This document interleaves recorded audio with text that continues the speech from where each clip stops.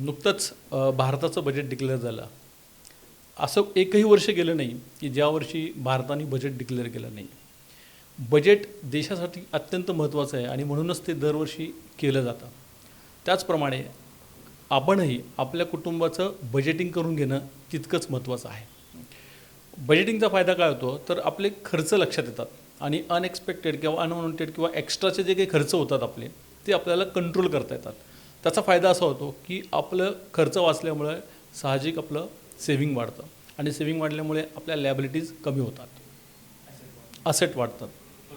बजेटिंगमुळे आपल्याला आपले खर्च कुठे होतात हे लक्षात येतं आणि ते खर्च कंट्रोल केल्यामुळे साहजिक आपलं सेव्हिंग वाढतं. सेव्हिंग वाढल्यामुळे आपलं असेट वाढतात आणि लॅबिलिटी कमी होतात. भविष्यामध्ये आपल्याला कर्जही घेऊ लागणार नाही अशी परिस्थिती निर्माण होऊ शकते.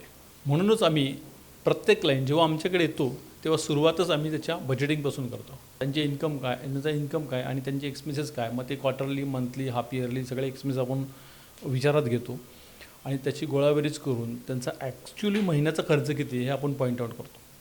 त्याचबरोबर नको असलेले खर्च कुठले कुठले ते आपण त्यातनं त्यांना आयडेंटिफाय करून देतो, जेणेकरून त्यांना जर ते टाळण्यासारखे असतील तर ते टाळतात आणि त्याचं रूपांतर, त्या खर्चाचं रूपांतर त्यांना बचतीमध्ये करता येतं.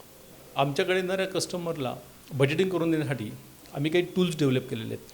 त्याचा वापर करून आम्ही त्यांचं बजेटिंग त्यांना करून देतो.